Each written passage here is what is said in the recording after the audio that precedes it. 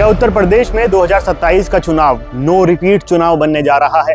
क्या जनता अपने ही चुने हुए विधायकों को इस बार नकारने के मूड में है? और सबसे बड़ा सवाल, अगर आज चुनाव हो जाएं तो क्या नतीजे पूरी तरह बदल जाएंगे या फिर सत्ता में बैठे लोग ही एक बार फिर से बाजी मार लेंगे?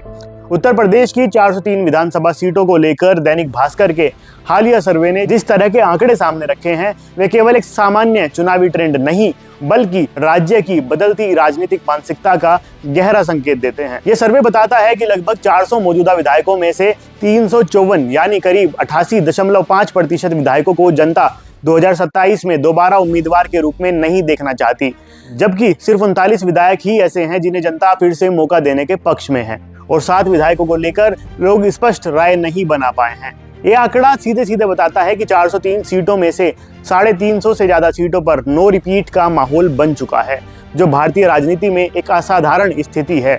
और ये दर्शाता है कि अब मतदाता केवल पार्टी के नाम पर नहीं बल्कि अपने क्षेत्रीय प्रतिनिधि के काम पर, व्यवहार और उपलब्धता के आधार पर फैसला लेने लगा है। नमस्कार दोस्तों, मेरा नाम नवनीश है। अगर इस सर्वे को पार्टीवार गहराई से समझें तो स्थिति और भी जटिल हो जाती है। भारतीय जनता पार्टी जो राज्य में सत्तारूढ़ है, उसके 257 विधायकों में से 226 के खिलाफ नाराजगी दर्ज होना यह दिखाता है कि सत्ता में रहने का सीधा असर विधायकों की लोकप्रियता पर पड़ रहा है।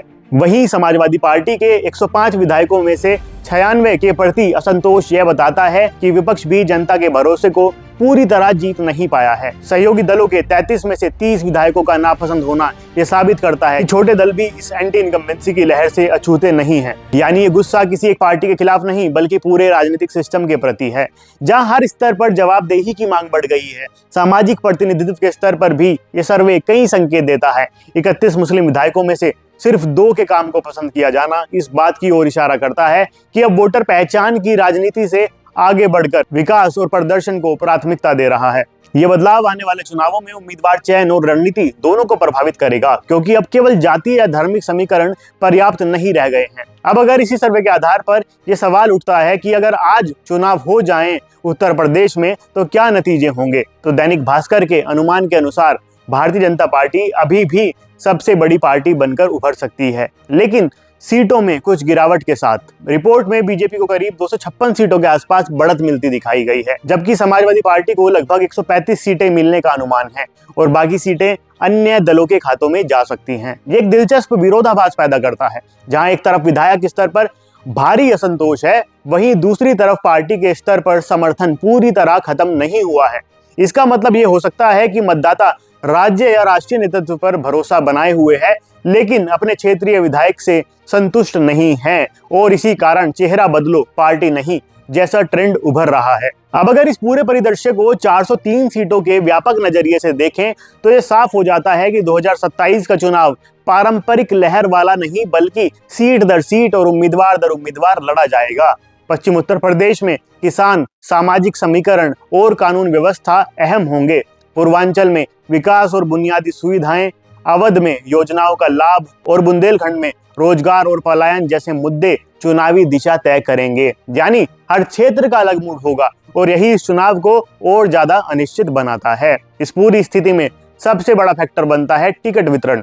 अगर राजनीतिक दल जैसे भाजपा और समाजवादी पार्टी इस सर्वे को गंभीरता से लेते हैं और बड़े पैमाने पर अपने उम्मीदवार बदलते हैं तो वे एंटी इनकम्बेंसी को काफी हद तक कम कर सकते हैं। लेकिन अगर पुराने और अलोकप्रिय चेहरों को दोहराया गया तो यह संतोष सीधे वोट में बदल सकता है और बड़ी संख्या में सीटों पर उलटफेर कर सकता है। यही वजह है कि उत्तर प्रदेश का 2027 का चुनाव सिर्फ वोट प्रतिशत का नहीं बल्कि रणनीतिक फैसले और उम्मीदवार चयन का भी चुनाव होगा।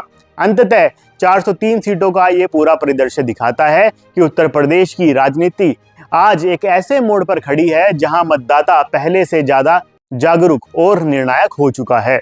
नो रिपीट का ये ट्रेंड अगर चुनाव तक कायम रहता है तो विधानसभा चुनाव जो 2027 में आने वाले हैं, बड़े पैमाने पर इसमें नए चेहरे देखने को मिल सकते हैं। फिर भी दैनिक भास्कर के सीट अनुमान ये स्पष्ट करते हैं कि पार्टी का कोर वोट बैंक अभी भी मजबूत है।